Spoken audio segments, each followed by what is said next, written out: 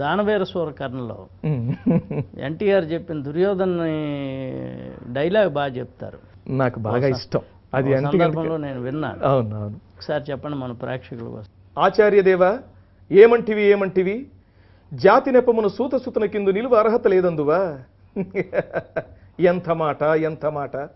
ఇది క్షాత్ర పరీక్ష కానీ క్షత్రియ పరీక్ష కాదే, కాదు కాకూడదు, ఇది కుల పరీక్షయే ఎందువా. నీ తండ్రి భరద్వాజుని జననమెట్టిది, అతి జుగుప్సాకరమైన నీ సంభవం ఎట్టిది. మట్టి కుండలో పుట్టితివి కదా, నీది ఏ కులము. ఇంత ఏల అస్మత్ పితామహులు కురుకుల వృద్ధుడైన ఈ శాంతనవుడు శివసముద్రుని భార్యకు గంగా గర్భమును జనయించలేదా, ఈయనదే కులము. నాతో చెప్పింతువేమయ్యా, మా వంశమునకు మూలపురుషుడైన వశిష్ఠుడు దేవవేశ్యకు ఊర్వశీపుత్రుడు కాడా.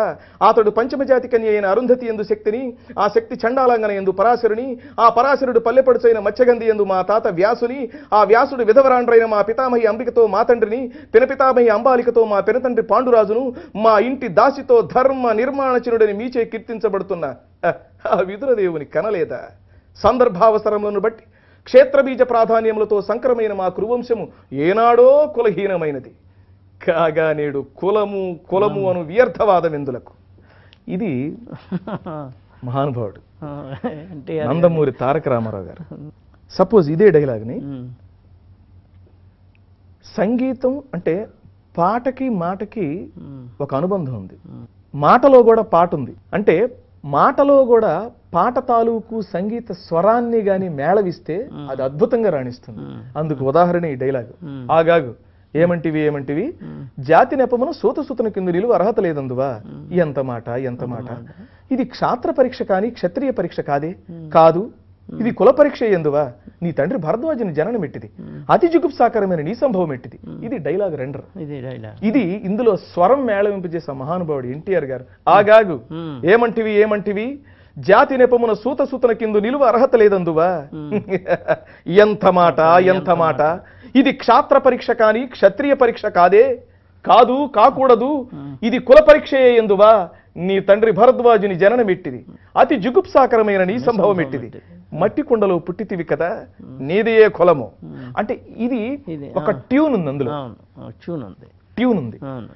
మాటకు కూడా ట్యూన్ ఉంటుంది, కానీ సంగీతాన్ని కొంచెం కొంచెం మసాలా వేసి వేయగలిగితే అది ప్రజాబాహుళ్యం చెందుతుంది. ఈ రోజు కూడా సినిమాల్లో కానీ సీరియల్స్లో కానీ ఎవరైనా నటుడు అవ్వాలి అనుకుంటే నోరు తిరిగిందా తిరగలేదా, వీడికి అసలు తిరుగుతుందా తిరగదా, అసలు ముందు నోరు తిరిగితే వీడి బతుకు తిరుగుతుంది, అసలు ముందు టెస్ట్ చేద్దాం అని చెప్పి ఎవరన్నా పెడితే ఈ డైలాగే ప్రామాణికంగా చెప్తారు ఇండస్ట్రీలో కూడా. అలా నాకు అందుకని నాకు నటుడుగా నేను ముందు గాయకుడిని నటుడు అవటం వల్ల నా నటనకి సంగీతం చాలా ఉపయోగపడింది.